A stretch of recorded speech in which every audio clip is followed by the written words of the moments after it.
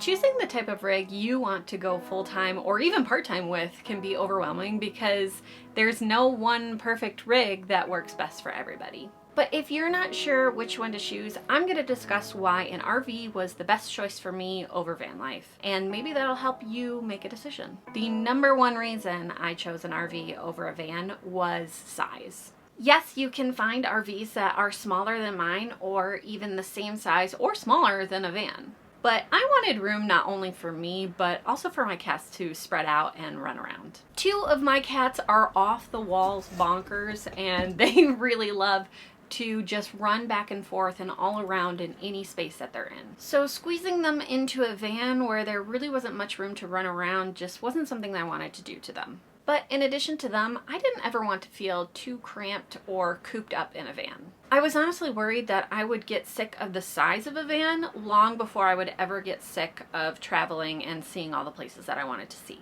With RVs, there are so many different sizes to choose from, and with vans, you have less options. With RVs, you can also find one that's towable by a vehicle that you already own. Now, for me, that wasn't an option. I did have to purchase a new vehicle because I owned a Chevy Bolt and I loved that car with my entire heart, but I don't think it could tow anything at all.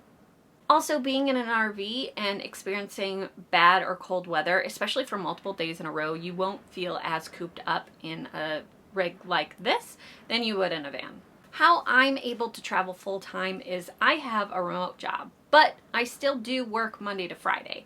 So on those days, I will be working either at my desk or on the couch. I do my best work in an environment that I am most comfortable with. So doing that work Monday to Friday doesn't feel as confining in this size space than it would in a van. Now, point number 2 is price. I bought my used RV for $29,000. Vans and B-class RVs, which are very similar to the Sprinter vans people use for Vanlife, are much more expensive than $29,000.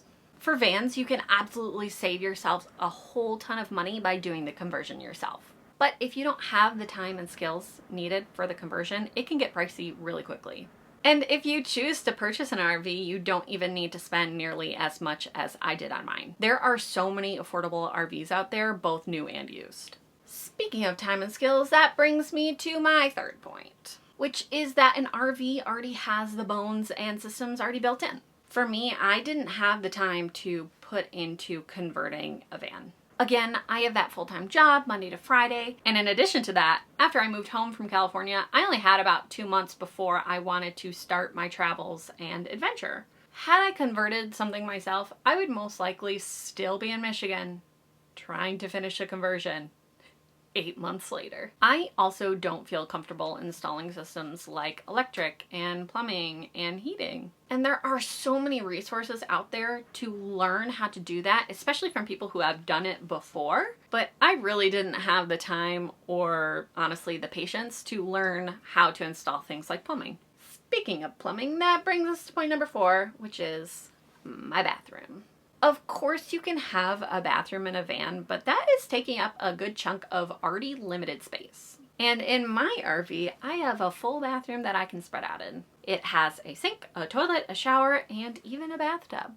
Now, point number 5 is along those lines, which are luxuries and amenities. Those who choose to do van life are absolute warriors, and I completely commend them for being able to adapt to a smaller environment with less luxuries. But I was less willing to do that. Again, going back to that idea of being run out of van life because I was tired of my environment and felt too cramped and cooped up before I was done traveling and seeing the world. Being in an RV allows me to travel the country with most of the amenities that you have in a house. Honestly, being an RV is more just like living in a tiny house. It has all or most that a house has to offer, just in a smaller package. Choosing to live in an RV meant I didn't have to give things up like my oven and stove combo, or air conditioning, or my freezer. But I also didn't have to give up as many personal items. I have room for all of my scrapbooking items as well as all my Tupperware for my kitchen. I can stock up on a few months' supply of cat food and oatmeal and my favorite peanut butter from Trader Joe's because I have the space for it. Now, point number 6, choosing a towable RV allows me to have 2 units. One to live in, one to explore in. Having a towable RV means that I get to leave my RV somewhere and not have to worry about finding some place to park every single night. But also it means that I don't have to take my house with me every single place that I go, even small places like the grocery store. When I get to a destination, I love to spread out and put out my glass candles and picture frames up on the wall and not have to worry about packing them away until days or weeks later when I move to my next destination. But also, if something important breaks either in my trailer or my truck, I'm not completely out of options. And by that, I mean I'm not losing my entire house or my way to get around. Even if something critical in my trailer breaks, I have my truck to bring me to a hotel or really drive me all the way back home to Michigan if truly necessary. And my final and 7th point is hosting guests. I've been lucky enough to have both friends and family join me in destinations around the country, and having an RV allows me the space to host them. It saves them money on lodging, and it also allows us to experience things together.